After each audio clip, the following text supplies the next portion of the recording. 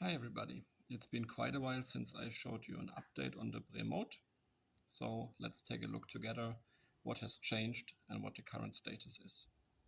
As you can see by the not very German background, I'm currently still on vacation, but of course I couldn't stop myself from bringing the remote as well, and in the free time that I had, continue to work on it, mainly in this case on the software.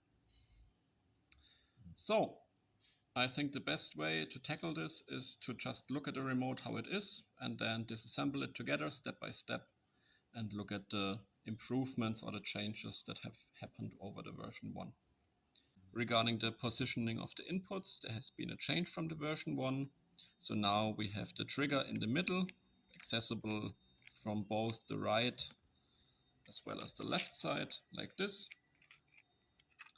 And also the toggle and steering input we now have centered in the back, so no matter which hand you use, you can easily reach it. And of course, as this is a 3D printed part, you can also adapt it to your needs. So just out of an idea, I added this part on the side right here. So now if you grip it with your left hand, you always have good access and you don't have to have your finger in the back like this. We also have a third input now, and you can see this on the top right here, and this is an on-off switch. And in this case, not software controlled, so this on-off switch actually like physically switches off or on the battery voltage towards the remote, towards the processor, towards the RF module. So if anything should go wrong, if the software should hang up, if for example your trigger falls out or gets stuck at full throttle, if you turn this switch off, the communication to the receiver will be interrupted, and then the receiver will go into failsafe mode and shut off all the motors. In terms of ergonomics, down here we have the grip, and as you can see, I can take this grip off actually. So the new idea or the new design is that basically you can design your own grip according to your needs. If you have bigger hands, smaller hands, if you want to change something, as long as it fits around this silhouette. And yeah, this basically just houses all the electronics and the battery. And as you can see, it's quite small, so it should be really easy to make something custom to fit around according to your needs. Mine right here is made out of 2-component silicone. I basically just printed a mold which goes outside and inside of this handle. Then just pour the silicone in, let it harden, and I have a very nice grippy handle. You could of course also print this out of TPU on your printer or just print it in regular PLA if you want. So coming to the way this remote is built and yeah, basically disassembling it together, the first part I can take off is this bottom part. As I said, it's basically just a shield for the electronics and the battery that will be placed here. As you can see, there's currently no battery in here. As I went by plane to my vacation destination, I didn't really want to run the risk of also having some unlabeled battery in here. I think seeing this development product as it is was enough for the TSA at the airport. So what we can see down here is a small PCB and the connection to the top PCB. So in this design, obviously we have electronics up here for the display, for the switch. We also have electronics down here for all the other stuff. And the way those are connected is by a flat flex cable. So all you have to do is to flip up this lever and you can take it out. And I will still do tests on this, but this should be quite resistant to the problem where foam would get into the connector and disturb the signal or disturb the connection like we sometimes had in the version 1. This PCB is held in by one screw.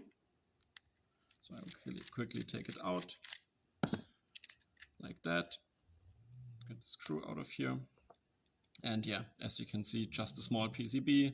As I said, this one mainly houses the power stuff, so the voltage regulator, battery protection IC, battery charger IC, USB to processor converter, another hall sensor up here. So yeah, basically all the I/O and power regulation stuff.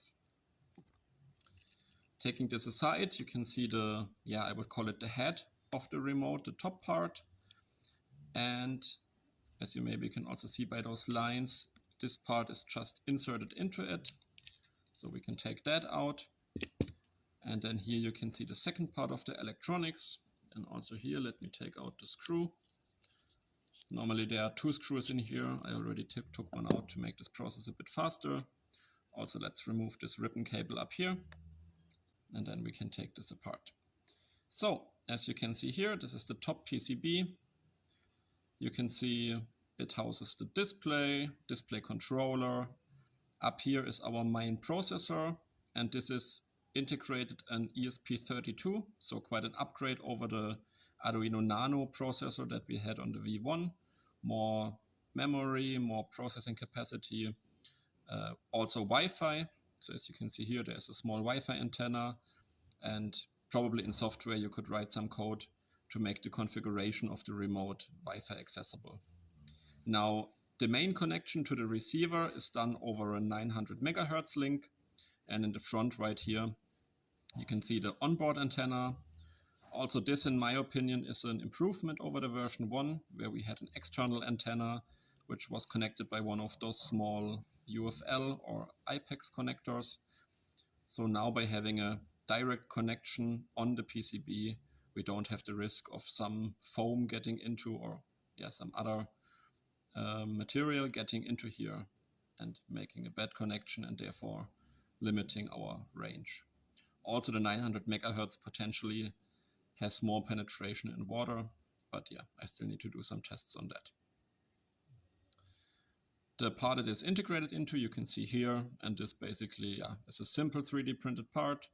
Has the on-off button. As I said previously, there's also just a magnet in here, and it indexes in those 2 grooves, or those 2 divots, left and right, so it also stays on. It's quite hard to move.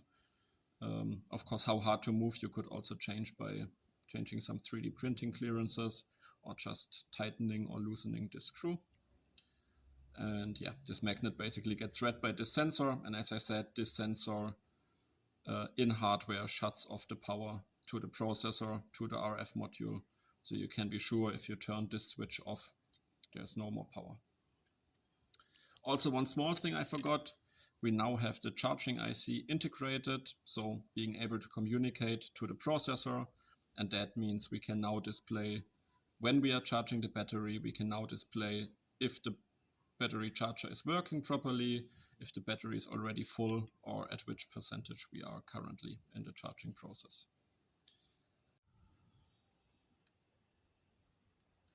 So here you can see the current idea how the display will be used.